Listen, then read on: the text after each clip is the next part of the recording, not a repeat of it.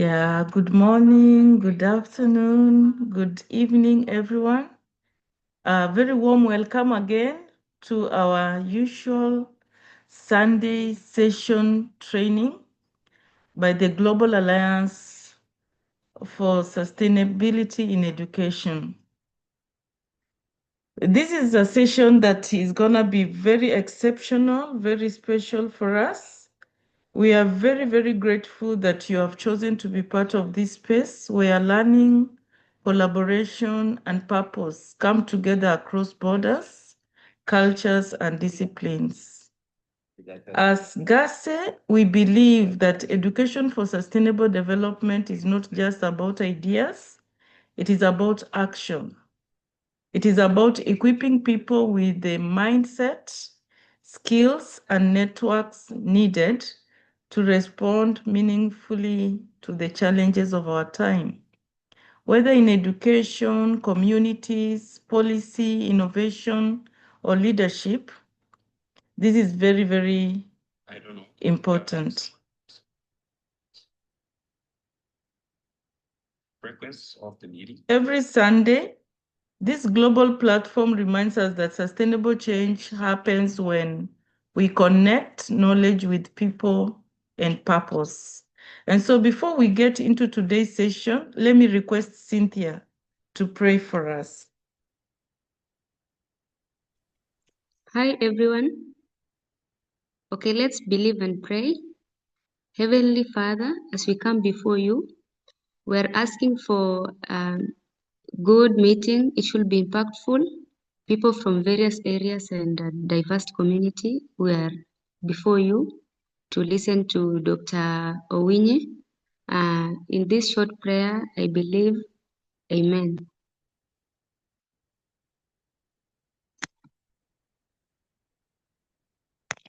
I'm saying thank you very much. Today, it's not me, of course, facilitating, moderating the session. As GASE, we have different facilitators, but today we are very lucky to have our own director, Ambassador Fanuel Ondele, who will be taking us through this very significant, special session. We are not only gathering to learn, but also to introduce new projects that will shape the next phase of our collective work. These initiatives reflect what GASE stands for: youth empowerment, global citizenship, green skills, innovation, and collaboration across countries.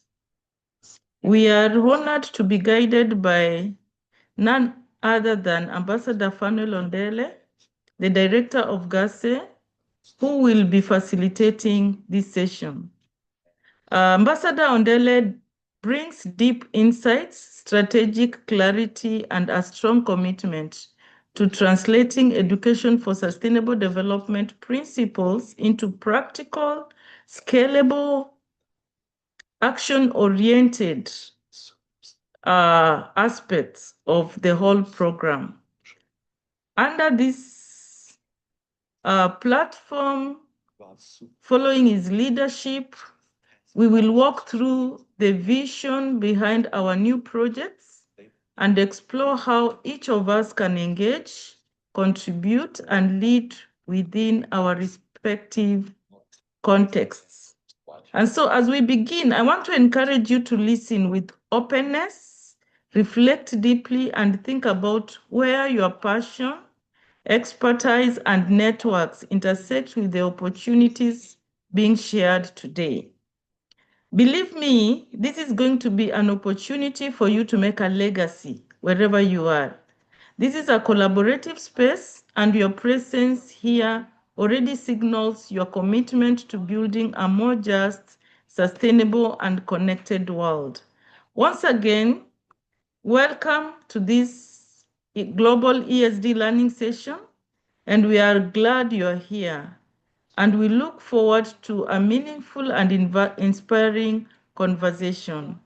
So allow me to bring to us Donald Liru, one of the board members of GASE, to say hi. Then Professor Joyce Balidawa will also say hi. And then Ambassador Fanuel will take over to take us through the session. Mr. Donald, please say hi. Hello, everyone. I am pleased to be here together with you in this session. I hope that going forward, we should be able to be encouraged in the learning processes, in the collaborating processes, and in the sharing of ideas. So it gives me great pleasure that we are not fatigued, that we can keep going week after week, and that there is every reason for us to appreciate the attendance of everyone, the contributions of the presenters who keep giving us well-researched work, and just to know what people are doing in the different parts of our globe. I appreciate the fact that Dr. Owini, you are a sure inspiration, and that your organizational capacity can keep us going. So as I sit back and listen, I believe that this evening will be a very fruitful experience for me. Thank you.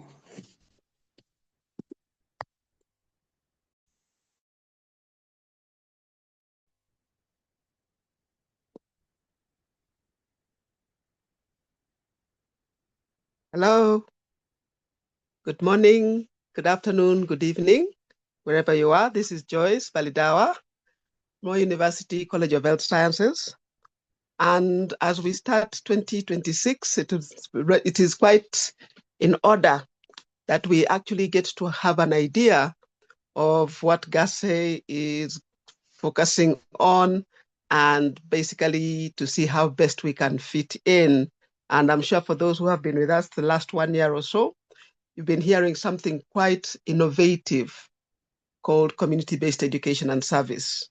And we are hoping that as the world changes to being community-oriented, we'll now see how we make sure that as we train the graduates of the 21st century, they are actually market-ready, market prepared, and have the necessary skills to be able to challenge the systems in a way that it is actually meaningful, and it's also sustainable. Thank you very much for this opportunity. We look forward to listening to what the prospects for 2026 are all about. Thank you.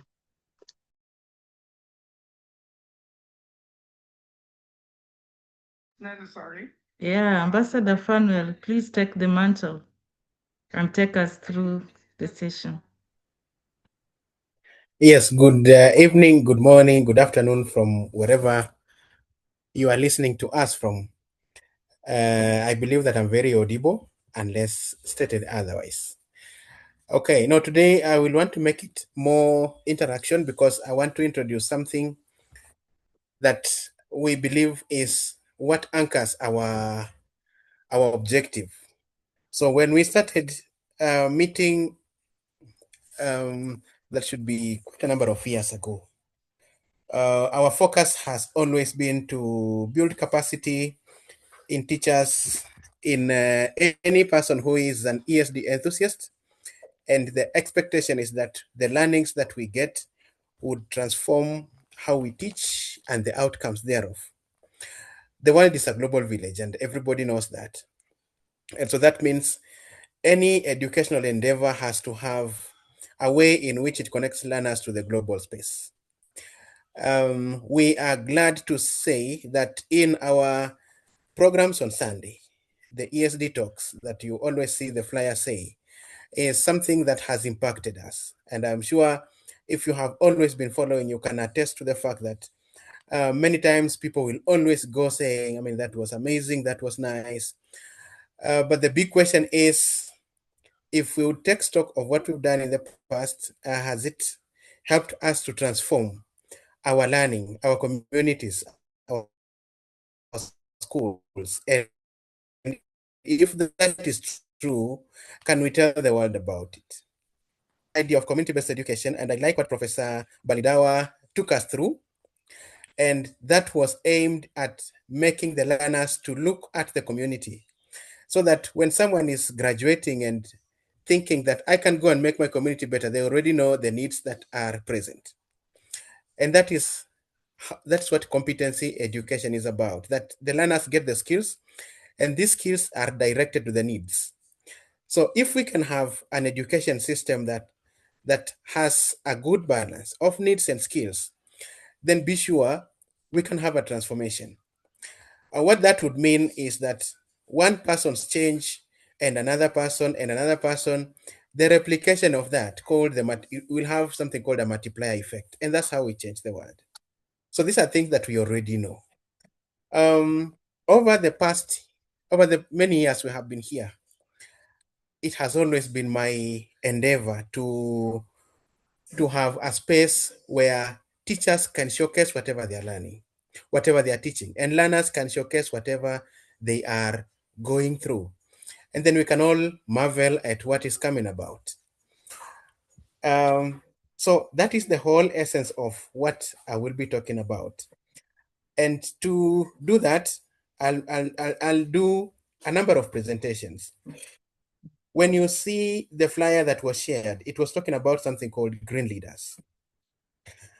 And a green leader, I may not have an answer direct to who a green leader is, but then we have answers here. Someone can say what a green leader is. In our thought process, we thought that if we can have green leaders, then we're having of people who are passionate about environmental affairs of the community, the social affairs of the community, the economic affairs of the community, and what they learn and the outcome thereof is something that manifests that. In this country, and I'm sure it also happens across the world, we've had a challenge with graduates who come out of the learning space, and then it's a bit hard for them to connect dots. When I was graduating, the professor said, now I'm paraphrasing, that I'm giving you the key to go and change your community. And over the years, I've always been reflecting to that. And good enough that we connected with Dr. Christine and many others here, which now brings to where we are. So I will share a screenshot of a few thought-provoking questions that I want to ask us. And then probably, we can make it interactive. And then thereafter, I will present to you 3 platforms. And then I will give you what we are looking at in the course of 2026. So allow me to share this. Is it visible? Let me know when it starts. Yes, it's very visible. Maybe you use the whole screen. Recording stopped. Okay. So I'll come here and then I say from beginning. Is it clear now? Sometimes it takes a few minutes to load. It is very clear. Okay. Many times when I talk to students about sustainability, these are some of the questions that I will always start them on. And the 3, I will just read through and then you can react to any. So the question is, what sustainability challenges are most visible in your school or in your community today? And that answer would lead to the next question. If your students were empowered to solve real problems around them, what could change in your community? And then the other question is a bit personal. How prepared do you feel young people in your school and say in your community? Because I know you have got some people who are ESD enthusiasts who are not necessarily teaching in school. So the question is, how prepared do you feel young people in your school or are, okay, let me repeat. How prepared do you feel young people in your school are to lead on sustainability and climate action? Okay. And the reason why I'm talking about school and community is all about green leaders, because what I'm talking about is something that connects schools and communities. Awesome. So any person can react to any. What sustainability challenges are most visible in your school or your community? Any person?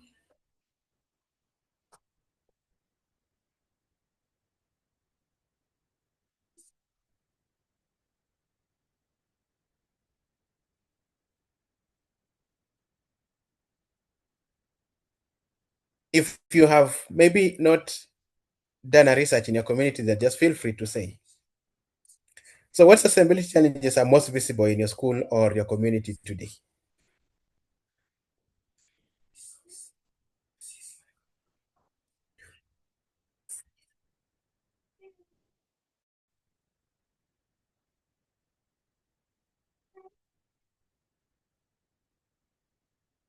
Do you have anyone or any answers in the chats?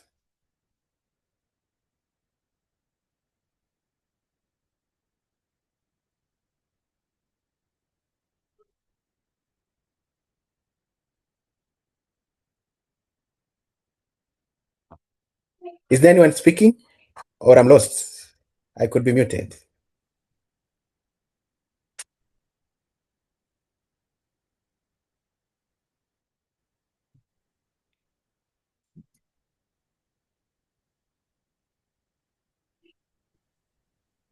Anyone? Okay, Ambassador Fanuel, can I say something about our program in our school?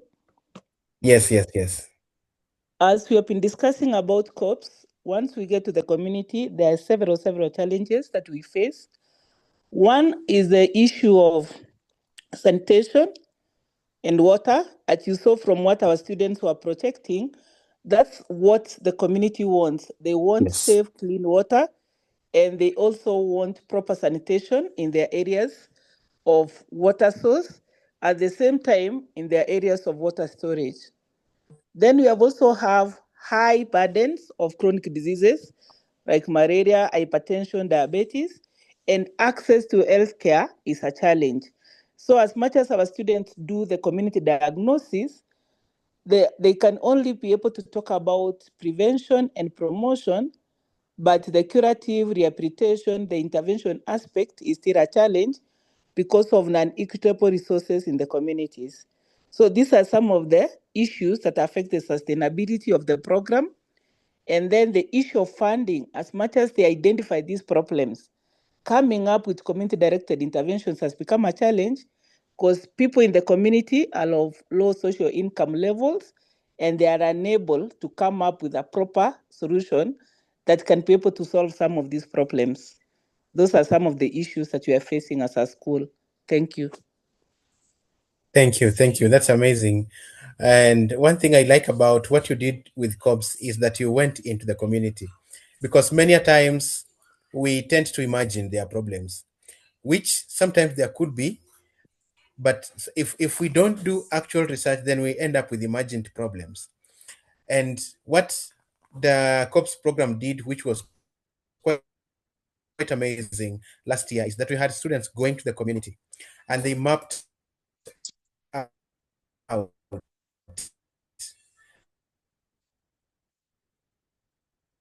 and so when they have to do innovations around it, then it is informed by the actual findings on the ground. And so I've just produced, I wanted to show you just a small video of what we have also with some members of the community where I more university did, and that's what we are calling community impact mapping. So what that meant is that young people would go to the community and they could interview. And I had students from, I think the lowest were of grade 5. So it was grade 5. So we're talking about around 10 years. They're about to 17. Sorry. Are you able to see? There's a video that I'm sharing. I will not share the whole of it. I've posted. Can you see? Oh, you are still at introduction. Correct. We can't see it. I'm still at? The slide that we are seeing is introduction. Okay. So, okay, I know. So let me stop sharing and then I share again the video. I think that would solve that.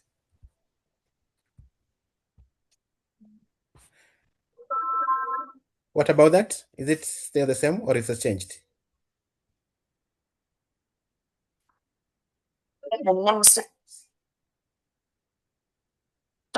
Is it visible? Yeah, it is now visible. You can share the Okay. voice. I can share there? Okay. You can play the video. Play the video and share audio from your laptop. Click on the three. Okay, let me do that.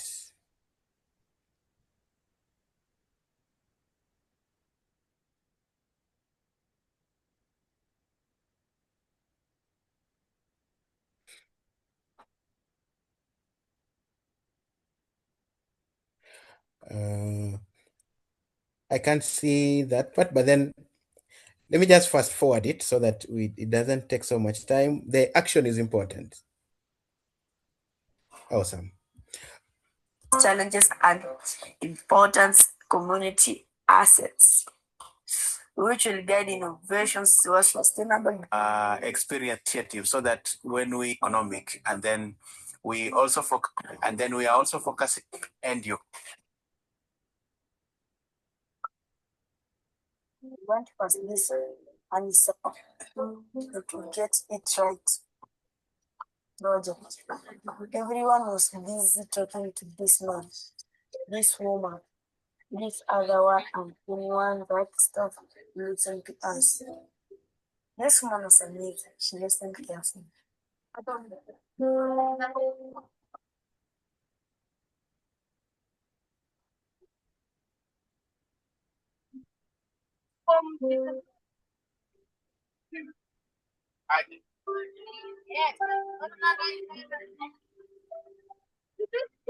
excited. Okay. Let me explain what is happening in this video. So there I have some students in the community here in Nairobi. And so I introduced to them a program called Green Leaders. And what we did was exactly what Professor Joyce did. It's about community-based education. And so I talked to their parents, and then and they were happy to have their students to join the program. And so we went around the community. So it's an area called Kawangware. So we went around the community, and the main reason why I did that was to have the young people, and I've said that their ages were from 10 to around 15 or 16. So there are those who are of the lower classes, junior school, and some of high school. So we went through, they asked people questions, and then what we did, we sat to discuss what now happens about it, exactly what Professor did. And so currently the students have been so happy to see that the challenges in their community are our making. Talking about the waste, talking about poor infrastructure, poor infrastructure in terms of road network, talking about lack of green spaces where they can play. And one of the questions that I keep asking them is, these problems that we have, do you think you have a role to play in solving them? A good number of them were like, no, these are problems of big people, our parents. Now, how can we solve them? But over time, they have understood that we can tell people to dump off their waste in the right way. And they are so excited about making such communications in an innovative way and then presenting. I know in the course of time, we'll be sharing the innovations that they are making. And that would solve the second question that I had asked in my presentation, that if young people were asked to solve the sustainability challenges in your area, what do you think would be the outcomes? That's more of a reflective question. So one may not answer directly, they will do this, they will do this. But then it's a question that makes us to stop and think. Let's invest in A, let's invest in B, let's invest in C and D and so forth. But the big challenge, as Dr. Akama, I believe, said was the lack of funding. That's a real problem. But can we navigate that? Yeah, that's a question to pose. Can we navigate that? And so that would mean we are looking at it from a personal view and also as an alliance, like us in this alliance. Are we able to navigate through the challenge of funding?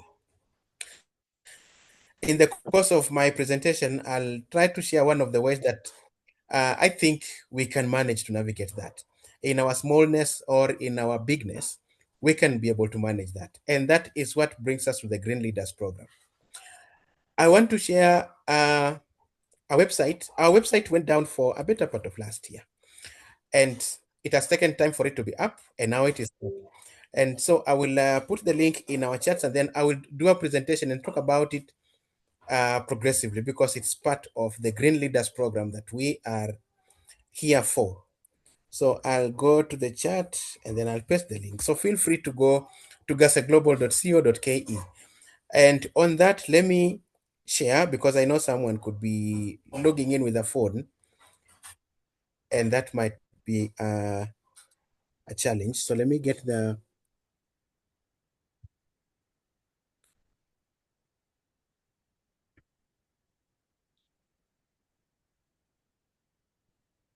Nevertheless, I've shared the link in the chats. Nice. Yeah.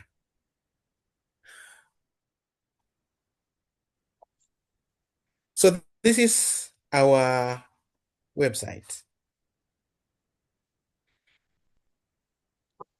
I hope we can all see.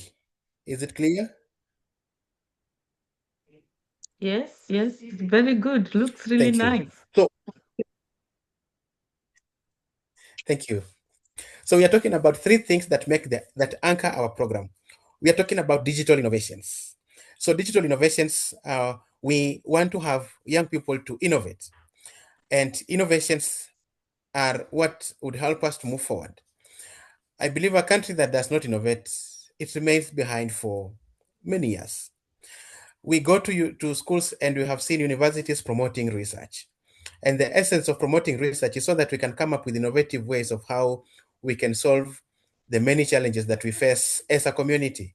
And so we have three main things that anchor our ESD initiative. Because what we are doing as GASE is to advance education for sustainable development with the different subsets, advancing the idea of community-based education. So ESD for a better world. And so what we are advancing as GASE is we can have education that is anchored on green actions. We can train our learners on green actions. We can train them. We can give them opportunities for global collaborations, and we can give them opportunities for digital innovations. Last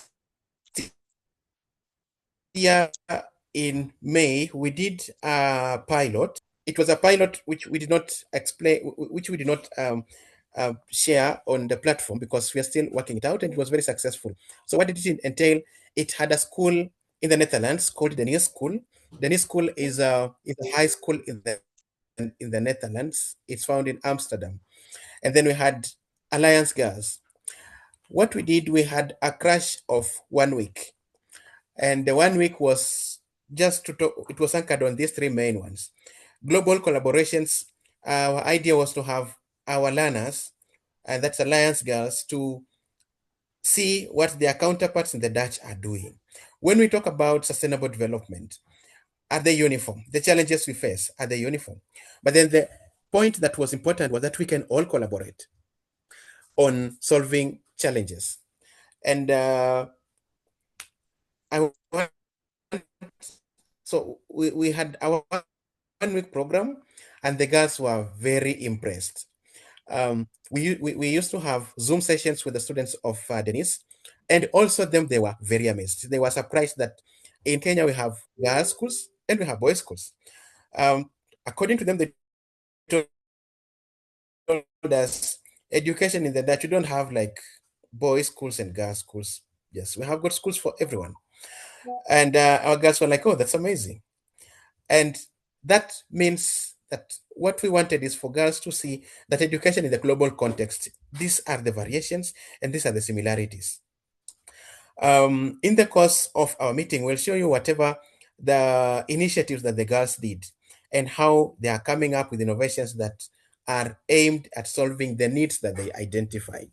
The only thing that we didn't do because of the short distance, because we were having a pilot phase, was that we didn't go to the community, but we had data from the community on the different areas that the students of Alliance needed, and we provided them. The same case happened to the students in the Dutch. They asked us questions, we gave them the answers they needed, and we thought that would be something amazing if we would focus on it this year, that we can have schools in Egypt. We have had Khalid talking about his program in Egypt and working about different schools in Africa. And our thought process has been, can we have a space where the students in Kisumu, that's a region in this country, I'm just using an example of Kenya, we can have students in Nairobi, the students in any part of this country, looking at what their students, their counterparts in Uganda are doing, looking at what their counterparts in South Africa they are doing, and then getting that global dimension in terms of solving the challenges that they face. And so this year we thought we had a successful pilot, then why don't we take it up? And one of the things you could be asking yourself is, like if you're in a school, is can your school be part of a global agenda of education for sustainable development? And can they learn from their fellow students in the US, in Canada, in South Africa, and any other place? So going down, I'm sure some of you have already seen I've already gone through the website. So why embrace our global ESD program? And the specific program that I'm talking about is called Green Leaders, which I'll be talking about what it is. And so why you need to embrace this is that it involves a lot, it bases much more on learning by doing. It's not just about study. And this is also something that you've seen the community-based, the COPS program at Moy University do, that you learn by doing. You go to the community, you see the health challenges. And then when you're sitting in class and you're learning about theories on a matter, you are seeing it practically. You build problem solving and leadership skills. So we want to have learners who can build those skills because they have gone to the community, they have seen, and they can solve that. And then they can apply their learning beyond the classroom. And they can create a positive impact globally. And when I started, I say that if we can have one student doing something nice, and then another person copies the same, and then we have a replica effect, then with time we shall have a change in our community. So what happens if you have our program in your school or in your community? You have got more than 100% student engagement. And you can see Dr. Christine there, smiling on that on our website. And then and how will they get to be known? We want to give the schools visibility in terms of what they do. Now, what would be the key features of this green skills of this ESD program? The first thing, and what you have seen like COPS do, and what we did in our pilot program, and I know even some teachers in their respective places have also done this, that we want to have project-based learning. And project-based learning, it is a better way of impacting competency-based skills, because you have got a learner demonstrating whatever they are learning and using it to solve the challenges that they have identified, not imagined challenges. In Kenya, we used to have an education system that is fast fading off. It was called 844, 8 years in primary, 4 years in high school, and then 4 years in tertiary. And then most of the time we could get people who are very sharp intellectually, but then when it comes to implementing things or solving problems, we had a challenge. And that's why when I started, I said we've had a challenge of graduates who are, let me use illiterate in quotes. Not that they cannot speak, but if you tell this person, can you fix up a certain problem? They want to be theoretical about it. And so project-based learning would be ideal in terms of giving people the competency-based skills they need to make an impact in their communities. This program will be based on Industry 4 training. So for Industry 4.0 would mean it's just the latest world of technology and communication. We are talking about artificial intelligence. Do your learners know about it? I have at one point last year or the other year, we had a lot of, we had so much facilitation around artificial intelligence, and Professor Maina did a lot just to explain to us about AI. And the idea is, have you ever used it in your training? Do you yourself know? Maybe let me ask so that I could just keep a breather. How have you ever used artificial intelligence in your training, in your class? And if so, what did you do? Let's see. Who uses and what do they do? What do they use it for? And that's for the teachers. Or even if you're having a community-based setting that you engage young people in, what do you do? Let's have 1 or 2, 3 feedback.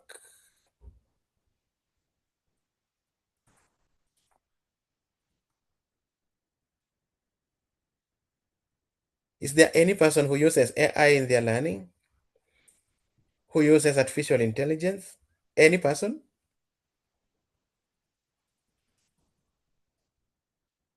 Yes, that's Dr. Christine, please.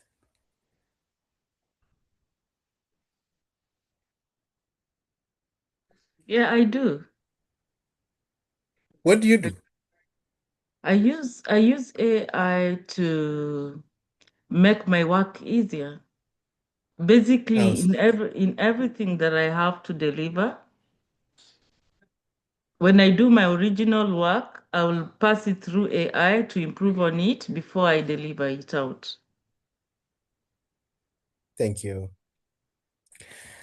Is there a teacher a classroom in-service teacher, let me say, that uses AI? What do you usually do?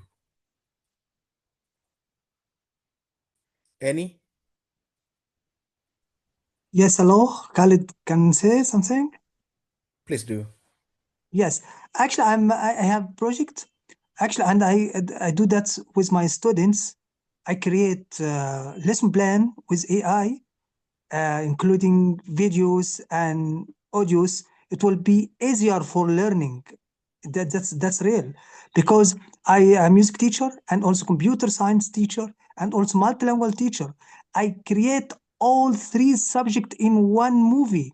The students in short time learning a lot of topic about the Awesome. knowledge for this. Yes, because AI now I use many program for AI. That's for second I can create many things, and I can also translate, because I speak 9 languages. I can translate at the same time to let the students following the languages through AI. AI is crazy. It's really, really wonderful. Yeah, thank you. Awesome. Thank you. Thank you. That's amazing. That's amazing. Now let's see just part of what we usually do. There's usually a theory of ICT and education that I learned in campus a long time ago. It was called, is my screen clear? Am I still sharing my website?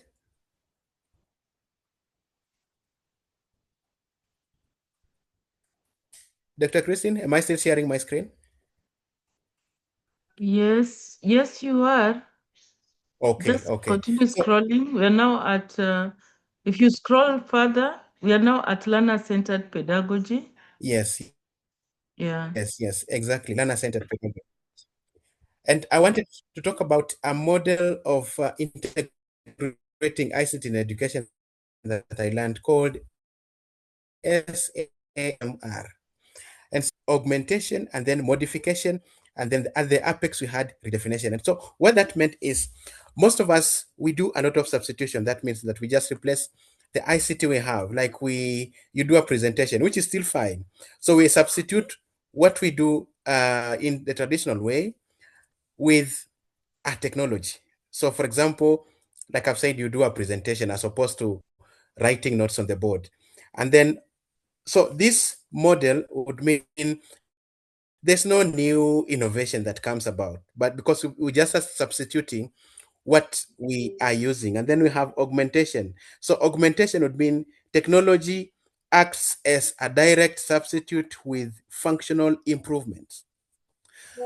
And then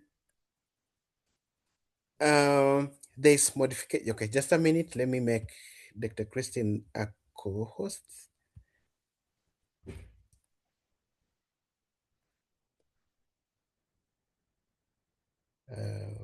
Awesome.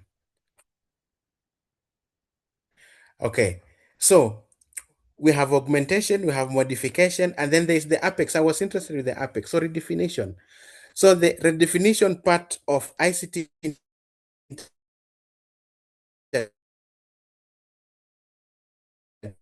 integration in education means that we use technology where it previously not conceived possible.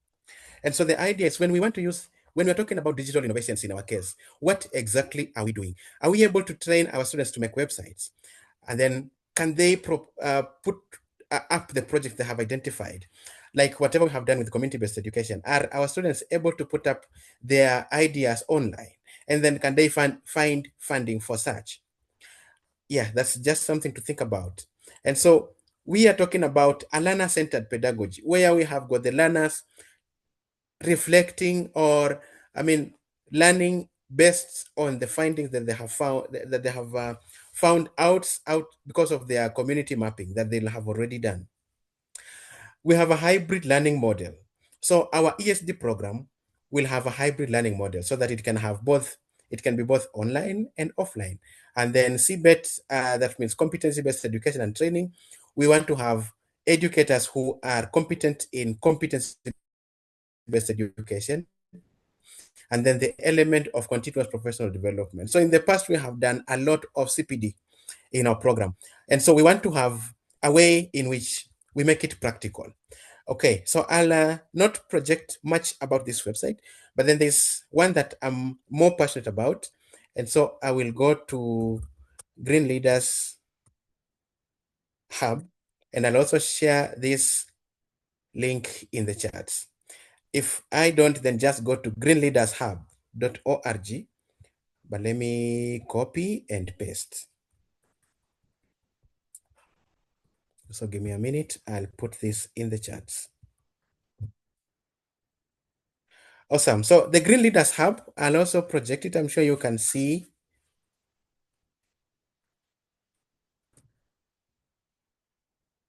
So our Green Leaders program, could you confirm, Dr. Christine, if you can see? Or any other person, Yes, can you it is. confirm It that? is excellent. Yes, I can see it. Green leaders. Thank you, thank you. So the Green Leaders program is anchored, has not even anchored on three, because the three aspects that I talked about, digital innovations, global collaborations, and green actions, are what anchors the Green Leaders program. So we focus on empowering learners, empowering communities, and driving a lasting impact. And if you have been keen on what we did towards the end of last year, was to have, we talked about community-based education by Professor Balidawa, and this is what we want to be deliberate upon this year, that we can empower learners, and we can empower communities, and then we can drive lasting impact. So what will this program have? This program will talk about learning and leadership development, global engagement and action, and then impact, innovation, and growth. So what is the Green Leaders Hub? Now, the Green Leaders Hub is a learning management system. Being a learning management system means that we can give you a school. We can help you to build a school, because let me talk about in different dimensions. So a school would mean, if you are in the community, probably you're not teaching, but then you think you can have learners who would be interested in Green Leaders, in the Green Leaders program. So what would the Green Leaders do? These learners would need to map out the needs in the community, then they will learn about innovations to solve those specific problems. So it's community-based education. And it doesn't mean that if you're not a teacher, then you're not cut out for this. Because as long as you are in the ESD space, then it means you're passionate about change in your community. And so the Green Leaders program would mean that is for people who are not in school, that you can have, if you are able to put together young people to come and learn about green skills, then we will give the curriculum, we will give the methodology. Let me use that word. So the methodology would mean we give you the curriculum, we give you the support, we give you the tools, and we give you the platform. So what will the platform do? You can onboard students, because we have got people who are very good. Maybe you are in church or in any community-based setting. And so we'll give you a platform. You can onboard the learners. First, you will talk to their parents about the Green Leaders Program. I'm doing the same in my community. So I talk to their parents that this program would be good to them. And then, yeah, they were happy about it. The learners are happy because most of them, they are in schools where they don't have computers. And so when they came to the community, to the space where we are, which has computers, then they were so happy to learn about ICT in itself. And then I told them, you don't have to learn ICT, only let's go and find the problems. And then we will come back and sit. And so in our spaces, we call them the solution desk. So when you're sitting with your computer or with your laptop, then you are finding a solution. And so the Green Leaders Program will give you that space. You can charge a fee based on the economic status of your community. And so that would mean we are addressing the economic dimension.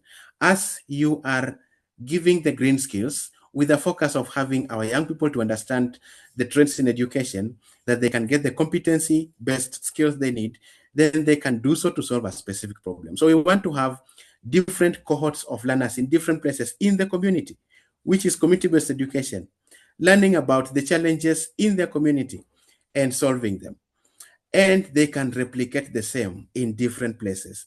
Because one of the things that I learned from Professor Maina was that any ESD innovation that makes a change, it has to have an idea of replication, that what we are doing here, can it also be replicated in another place?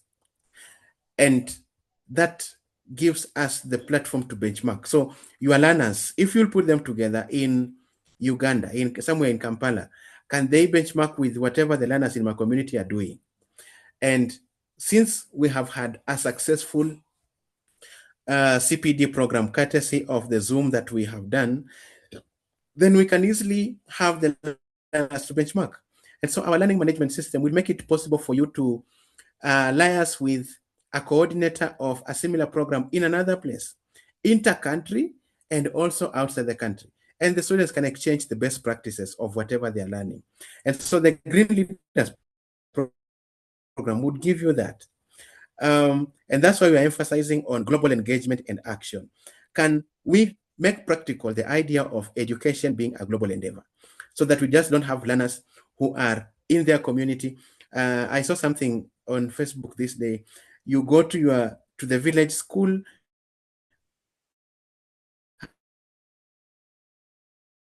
high school, then you go to the village polytechnic, and then so that person was like, okay, that's not a good thing, have a way to look at it. But as long as you are making impact, then that's good. If you can lead a change that can be seen in your community and another person does the same, then that's perfect. What about schools? Schools, we want to have a global engagement. And I have talked to a few people on this platform. I have talked to get some people from our friends here from South Africa. And what we are doing is that can they identify schools which will be passionate about digital exchange, so that in this age and time, we don't have to have students looking for money to travel to go to see what the best practices in another place. Yes, if they can, we are not ruling it out. But if they can't, because of the challenges of funding, can we learn about best practices in another place digitally, as we have done on this platform in the years ago, in the years that have passed? And so we will give you a space to create your virtual school. That is for those people who are in communities. And those who are already in schools, then you have a chance to bring your schools on board. What will happen is you get in touch with us. We will want to have the parents accepting that their students can be part of this program. And so in schools should choose whether to run this as an extra a program, because in our country we usually leaders club, or some people call it the ESD club, some people have it as whichever name that you want. But so for us, we have the program called Green Leaders. And so we want you to talk to the parents of your students, let them show interest, let them sign consent forms, and then you start a Green Leaders Club. And like I said, you can put a price based on the ability of your students to pay. And if not, we still have a way of how we'll go about it. The reason is because we have got a funding challenge for the student-led programs. And you saw what the students showcased at More University, and the problem cuts across. So when we have got our learners participating in competency-based programs, can we support the funding of their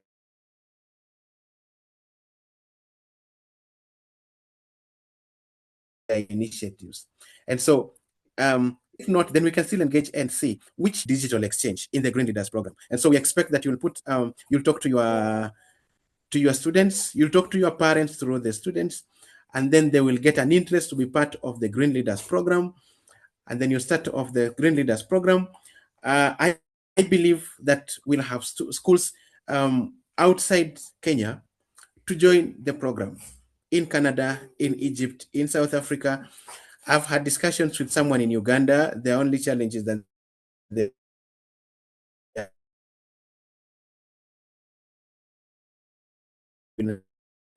had elections, and so they had challenges with the internet. But everyone that I talked about, they are very passionate and willing. I believe the answer is yes. And so put the learnings, we'll give the methodology, we will give the curriculum, we'll have continuous in-skilling of the teachers, and that you can be a coach. The beauty of project-based learning is that you have the learners taking it up. We have said, you saw that there's something called learner-centered pedagogy. So we can have learners who are able to push through the learning that they're having, and then they can identify the challenges in their community, and they can be part of those solutions. What will they be able to see? The features which I will be presenting in our future sessions is that this learning management system will have a school coordinator. So the school coordinator would be probably the teacher. Then the teacher, you will onboard other teachers. So for example, if we have a coordinator of a school who becomes the patron, then you can onboard other teachers to also be part of the Green Leaders. You will create accounts for the students, and the parents can also follow through whatever the learners are going through. So they will have parents logins, we'll have students logins, we'll have the school's logins. And the beauty of our learning management system is we may design this in consideration of the fact that some schools would need a learning management system. And so with the discussions you can have with the school, they could opt to also use our LMS for the management of their learning sessions. So which means they can onboard their teachers, they can onboard other subjects apart from our Green Leaders program. And our Green Leaders program has got 2 or 3 key considerations. We have global citizenship education, we have sustainable development, and we have digital innovations. And then other features that you have seen on the website, but then we'll also be sharing in our publications other features about the Green Skills, the Green Leaders program. And so think about it. You can be the champion of green skills in your school, in your community, in a very easy and controlled manner. So you can always see, we can always see how many students attended, how many students have achieved a milestone, and we can easily administer certificates.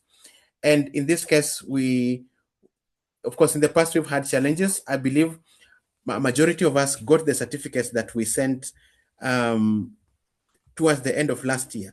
Now, in this case, we can give certificates in the students' accounts and badges, because we want to appreciate learners who are doing amazing stuff at personal level and at group level.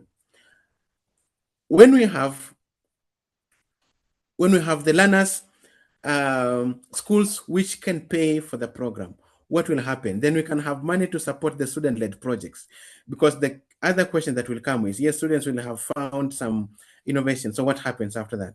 And so we are looking at a way in which we can invite partners on board who can invest in student-led programs, starting with the COPS programs that we did with Moi University. And so we want to be very intentional at training our students to be part of the change and also implementing that. In the near future, we want to have one school or two or three or more from Egypt. We want to have schools in Canada. We want to have schools in South Africa. We want to have schools globally, so that we have got a network of schools in the Green Leaders program. Now, when the students come, so this is the learning management system. When the students are onboarded on the system, they will find lessons, or they will find the courses in their accounts. Although the system is already done, so we're just onboarding the programs and ready to have our students to sustainable development. Now, I want to showcase another tool that we shall be using. Apart from the Green Leaders program, we have got a community. And so I will also share this in the chat. So I've shown you two platforms. We have the gaseglobal.co.ke, and then I have given you the Green Leaders Hub. So it's a hub because we have got so many. We expect to have schools from across the globe to be part of this. The other tool that we have, let me put in the chat, is we have a social networking space. Let me put it here. So it's called community.greenleaders hub. And so what this means is this is just a community of learners in this program. Just like we have educators and ESG and enthusiasts and innovators on this platform, that we can have our learners sharing their best practices in video and in text. And that's why we said that before we have a school onboarded, we'll expect that you have the consents from their parents, because we will want the students to share whatever they are learning. And how will they do that? They will take videos, action videos of whatever they're working on, action photos. They will be doing programming. They will be using development. They'll be developing they'll be working on innovations for sustainable development. And so we want them to share the best practices. And so when they put together their content into the community, that we can have people giving positive feedback. And so this is purely a student space. And so we'll onboard teachers from across the globe and also learners. And so we'll expect that all of us who are here can be part of this community. So this community is a social networking space, just like Facebook. You don't have to log in yet at the moment, but it was just best practice that I show you what it is, so that as we bring our learners on board, and I've shown you and I've told you the process would be talk to the learners, talk to their parents through the students. When they are okay, because some will not be comfortable, then you introduce the program in your space, which could be your school, which could be your community-based organization.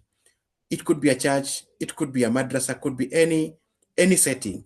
And then as they're learning, when they are going to the community, when they are taking videos that they can share in a place that is outside of the other, it's not a public space like Facebook, but this is purely a student space comprising of educators, comprising of innovators, comprising of ESG enthusiasts. And so we will be asking you in the coming weeks to log into the site.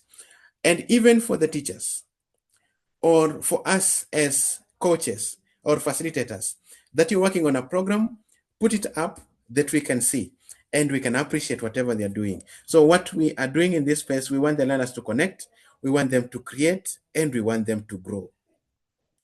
That would answer one of the questions that I asked, that if the learners in your school or in your community would be asked to work on a sustainability initiative, what could it be? And can we celebrate them globally? So I believe in the coming days, we shall be having schools springing up, and we want your school to be part of the global program.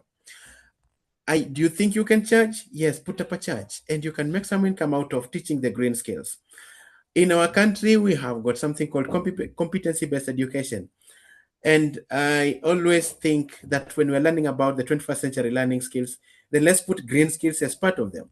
When we're talking about critical thinking, problem solving, communication, can we also talk about green skills? And so can we talk about to our parents about green career pathways? We talk about STEM career pathway. We talk about arts and social sciences. We talk about arts. And so this program is not, the Green Leaders is not a STEM program. It's a STEAM program. So instead of STEM, we want to add an A, so that we have got learners who we are introducing a humanistic approach to education, so that in as much as we want to have learners who are technically competent, we also want to have them to be empathetic about their community. They have got the human element.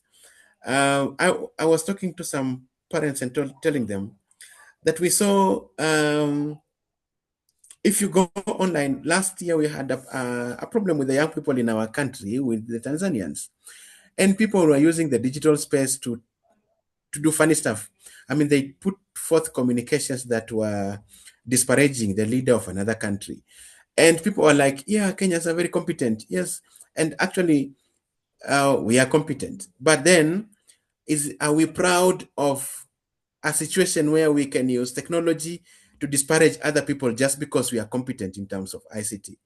And no, we need to be people who are humanistic in our approach, that we can be empathetic about other people, about communities, and that in as much as we can shout on TikTok about that us being good, we can demonstrate the same in how we are part of an empathetic green leadership community that is technically competent and also passionate about other people. I mean, people who are very empathetic.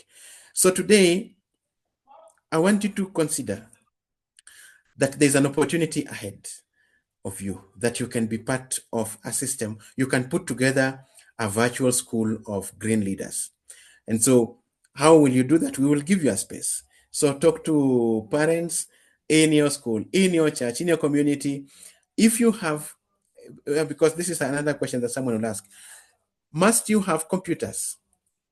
It's not a must, but it's an added advantage. Which computers? And how many? The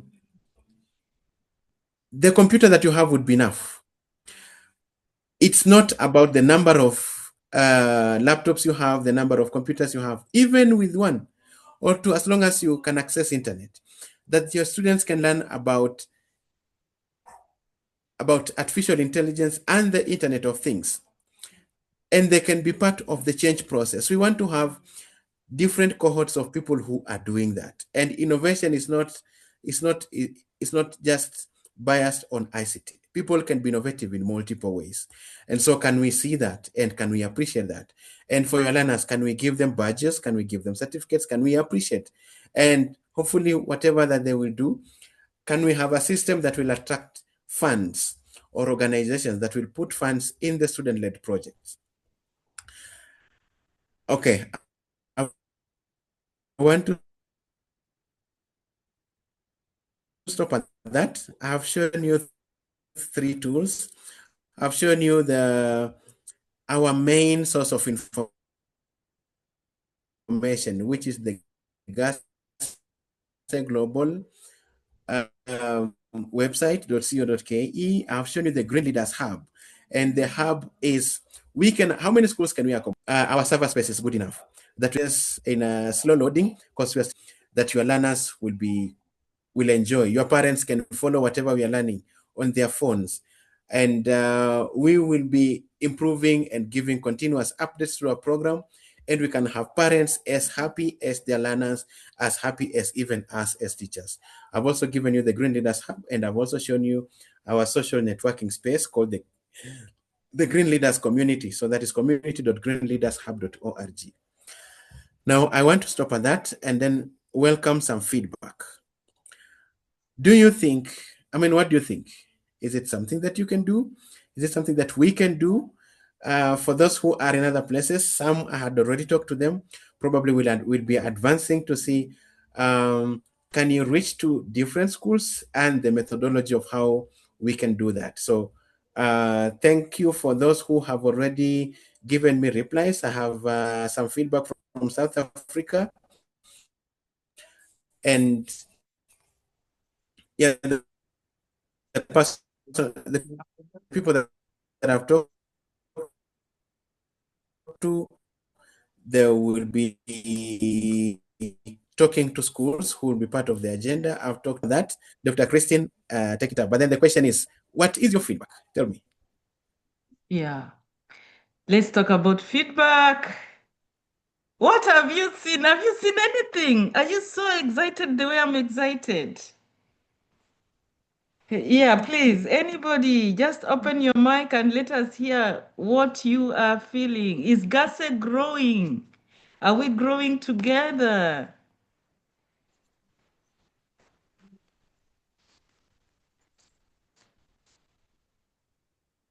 Feel free. This is our platform, all of us. It is our platform. Feel free, please. Yeah, before we continue, Mohammed Yassim has said something here. The mission. Okay, I think he was giving us what they are doing. Our mission is simple yet profound to empower you. We are here to provide the high quality training, blah, blah, blah, our vision. I think Mohammed is giving us his organizations. Mohammed, I think you can reach out so that we can collaborate and work together. Yeah, Olal, David, just air your views. Frida Coril, it's long since I heard from you. Please just unmute and let us talk. This is our platform. My sister Maritime, please let us. Hi, Doc. Yes, Eric. Thank you so much. This is so wonderful presentation, and it's really nice to see how we can be able to use what we have to also be able to engage learners in school and become the champions of green leaders. So thank you so much for that presentation, and we are ready to move it forward. Thank you. Well, thank you very much. Somebody else, let's go. Everybody needs to say something. Because we are growing together. We are in this path together, not one person. It is not anybody's show. Yes, please go ahead. I think it was a very good session. Yes, I've Victor. learned a lot on the aspect of leveraging on AI. And I think the question that my take home is, how can I leverage on AI in my classroom presentation? Wow.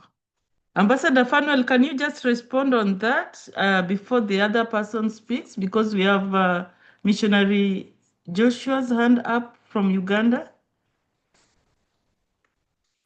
I may not have a straight answer because I believe there's so much that we can do. But then just my quick thought about it.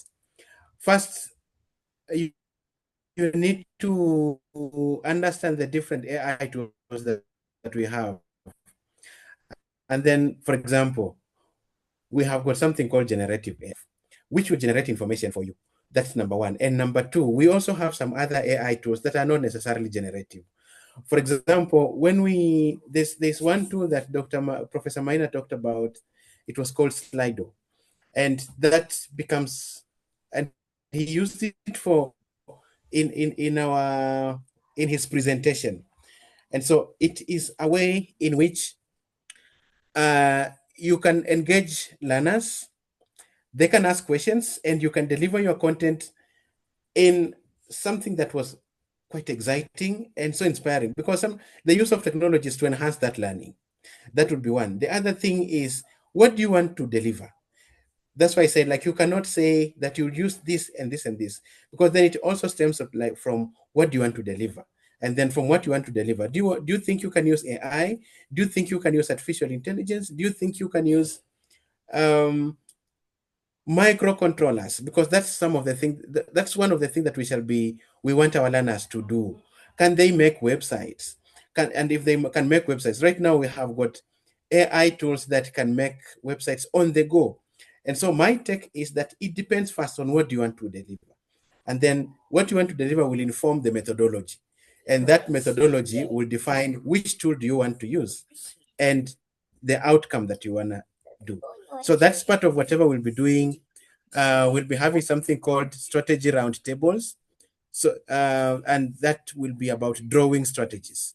And I believe that in the coming days, we'll have another session, which will be specifically on capacity building, on how we can best deliver in our Green Leaders programs in the different places we are. Wow, thank you so much. Missionary Joshua, go ahead.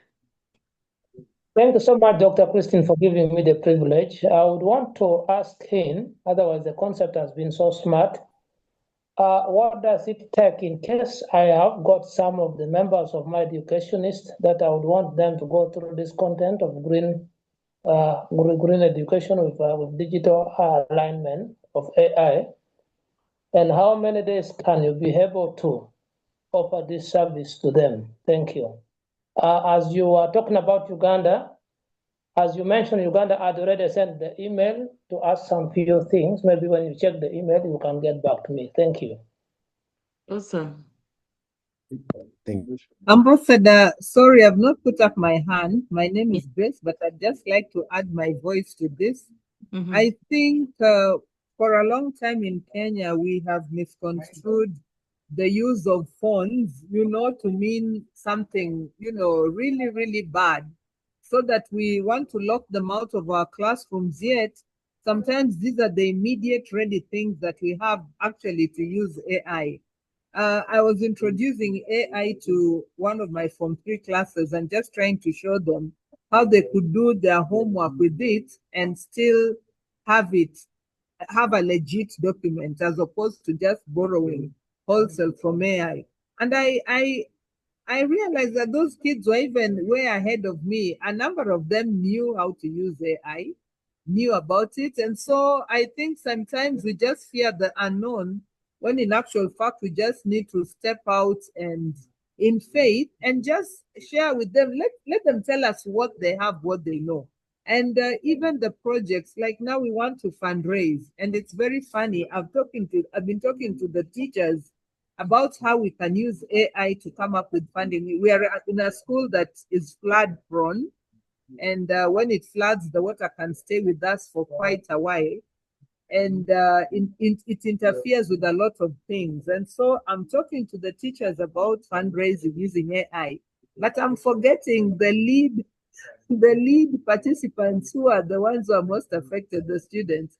And maybe some of them could even be having much more of this knowledge that we need than the teachers themselves. So for me, this is exciting. It's like you are validating the fact that those smart boards in our schools can be used for a lot more other than just presenting chemistry in 3 dimensions, And so this excites me, and I would love to join. I'm now in Ahero Girls. Wow. Nice. Yes. Congratulations. Yeah, we are with Olal. David Olal is also a colleague in that. Wow, that I'm happy to learn that. I hope you bring it on board as a model center too. Yes. Awesome. I look forward to doing that. Awesome. Thank you. Wow. Anybody else? Anybody else who wants to say something? I've heard you've written so much. You've written so much. Thank you for the feedback. We're gonna use this feedback online. This is the feedback that we usually use for our testimonials. So feel free to write on the chat board. Feel free to write on our WhatsApp walls. Feel free to write on the YouTube channel. The videos that we share every Sunday. Feel free to send direct messages because those are the messages we use for our testimonials. And thank you so much for your support. I'm really humbled. Today I was just feeling like closing my eyes just to thank God through and through and through because of the great things that He's doing for us. This is just the beginning. The board members, we're going to have a meeting, and we will be sending out the invitations very soon so that we can take you to the other level, the deeper level of what is happening at GASE, because we want you now to really be there and support the program fully. Yeah, if you are able to connect us with learning institutions, churches from all over the world, you are welcome, because this is for all of us. This is for all of us, and it is really very exciting. Thank you, Mohammed. Mohammed, you're from, is it India or Pakistan? Yasin, are you from India or Pakistan? It's Pakistan. Pakistan. Yeah, thank you very much. I'll be Okay. happy to have schools from Pakistan. Yeah, And thank sure. you that you have shown an interest in this. So, yeah, let your schools join the program. Awesome. Okay. Hello. Frida Korir, go ahead. Zachary Yeah, thank you so Okurut, much. and then Yeah, Frida. thank you so much.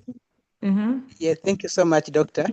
Mm-hmm. I'm so delighted with the program. It's so nice. Thank you so much, our presenter. The main part I've liked so much about this program is the involvement of the parents. At the beginning of last year, we introduced skilling of different kinds of skills to the parents and children in the school. I was so surprised to see that very many parents attended the skilling. And when the program stopped, they asked the questions why the program had stopped. And likewise with this one, I'm very sure many parents will be involved in it and are ready to learn. Sorry that some of our parents missed education. Now that with this IT kind of thing, and finding, me, I always tell them that some of us are very lucky that we have crossed from analog to digital. And from the other century to the next century, we are very lucky. So you find that such parents who missed the digital now wish to get into that and learn a lot about it. So this is a very, very interesting program. I wonder when Mr. I don't know, Odele will be visiting Uganda. I would love to meet you physically and get We more will come details about it. together. We will come Thank you. together with the ambassador panel. We are coming to Thank Uganda. you. Yeah, very Okay. soon we will be coming through. We will be coming through the Ministry of Education. Yeah, we are Great. invited already. Yeah, we will be coming. Okay. That's Yeah. good. Thank you so much. Yeah.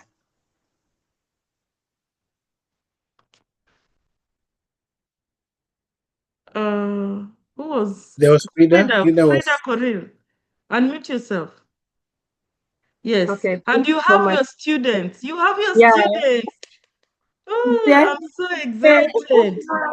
Oh, please. Let us just say hi to those students. You don't know how much I get excited when I see students on board. Woo! Hi. Hello. Hello. Which school is this? Very girls. Woo! My girls, congratulations. And you're going to be the first one to join the program. Yeah, thank you. Awesome. Awesome. Frida, please go ahead. Thank you so much, Dr. For this program. It has really given me a lot of insight. And in fact, when my students this evening decided to join me because they have been hearing of this program, and I decided to invite them. This is an IT class, and a few minutes ago, we were learning about application areas of ICT in the society. One of them is e-learning. And I told them we are going to join a program tonight that is being offered virtually. So thank you so much. With your support, I know you'll go far. Awesome. Welcome on board. We are starting with Kereri girls. Congratulations. Yes. You are our pioneer school in the program. Yes, thank you. Can have one of them say something? Okay, go ahead, girls. Hi. Hi. My name is Valerie Asiko. I'm a student of Frida, and I'm learning so much about e-learning. I wish I could join when I finish high school, but I'm going to join. Yes. Wow, we want you to join and just beyond there, travel the world. Yeah. Yep. Awesome. Thank you. Thank you so much, Dr. Oh my goodness, you don't know. You don't know.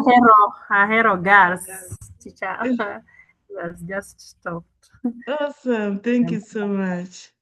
So can you start collaborating? Yes. Grace and Frida now. Yes. Yes, Frida, I can say, hi, girls. Hi. This is so exciting. You look nice and happy and excited. Frida, I'm picking your number. Sorry, Daktari. I have to do this. Frida. Please, you need to do this. This is what we are doing. Frida. Collaborate more. 07. Yes, I'll give you my number. Let me. Yeah, you can even use the chat. Yeah, let me see. Frida. Okay. Yeah, Frida, please let me give you mine. I'm excited. Thank you. My good Frida, this is a first, and this is really awesome. I think we should bring our kids on board so that they listen to really, because this information is for them, really. And yet Frida, thank you for doing this. This is really just awesome.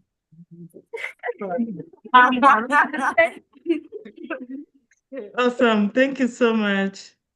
Thank you. We are hoping to have even many more. Thank you so much. Dr. Victor, thank you for. Oh, that is the director's number. Go ahead and contact us. Everybody can contact us. We are in the same group. If you're not yet in the ESD group, please let me know. My number is +1. We are moving to very different levels now. +1, let me see, +1 647 891 4784. So that is my number. Feel free to communicate with me directly. Thank you so much. I love you all, and may God bless you. It's so humbling. As you continue doing your daily activities, let's get to know that it is God who has enabled us to do all that we are doing.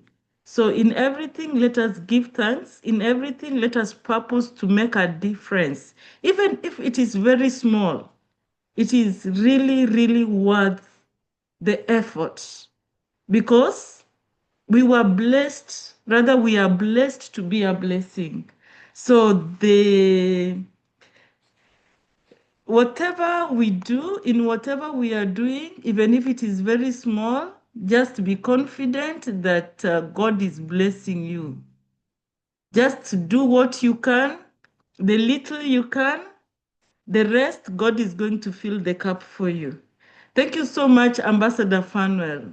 We are really privileged to have you as the director of GASE. And as we come to the close of today's session, I would like to sincerely again thank each and every one of you for your time. We thank you for your attention, for your meaningful participation. Your presence here is truly a powerful reminder that sustainable development is built through collaboration. Grace and Frida, that was powerful. Yeah. Collaborate more and compete less. Remember collaboration. We are built through shared learning and collective commitment. Today's discussion has given us a clear sense of direction. showing how education for sustainable development moves from vision to action through practical projects, strong partnerships, and empowered communities. These initiatives, as shared by Ambassador Fana, have introduced us today opportunities for real impact.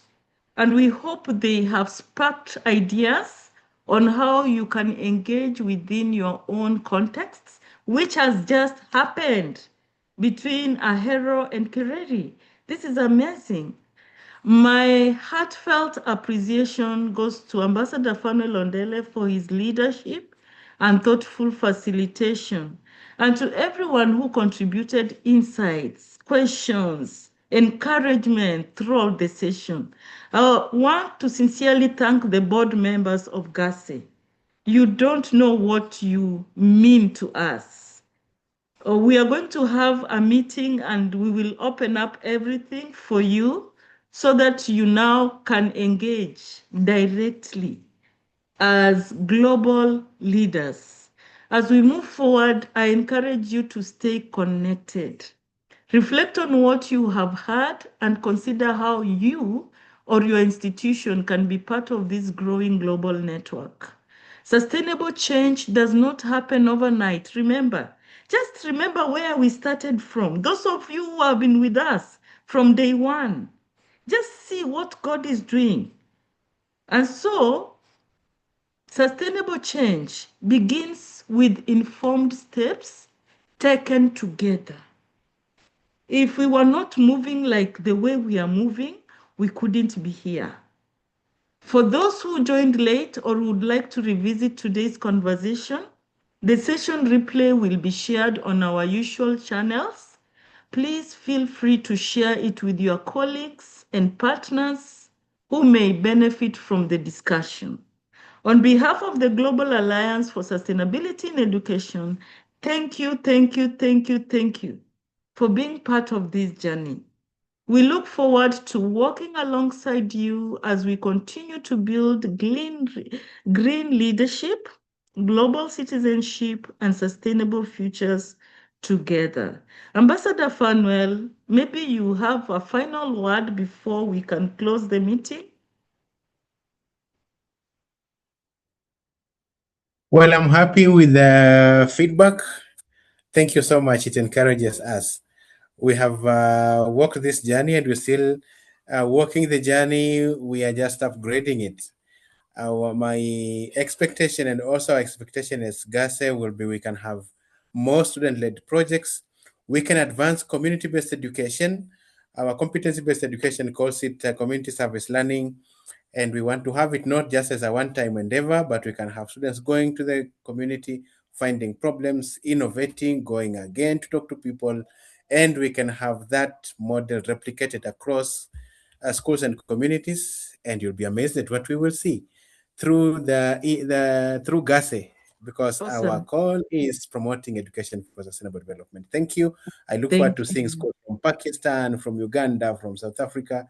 Thank you. Thank you so much. Thank you so much. I'm coming back home. Very soon I'll come back. I'm just coming back. I'll take like 2 weeks, visit all the schools that are participating on the GASE programs, and then come back to Canada. So I've started planning my journey. Dr. Akama. Thank you. Please just say a word of prayer and thank God for what He's doing in our lives.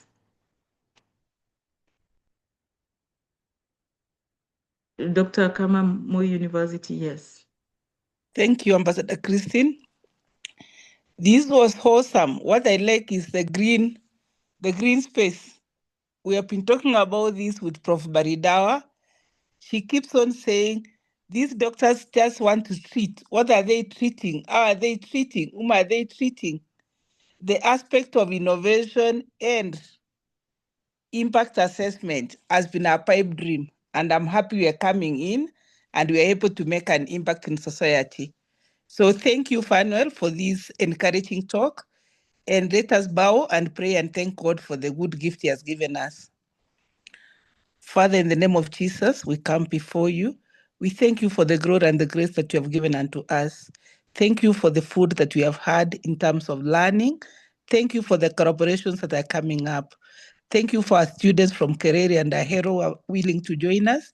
And as we work as a team, may we bring change to our communities.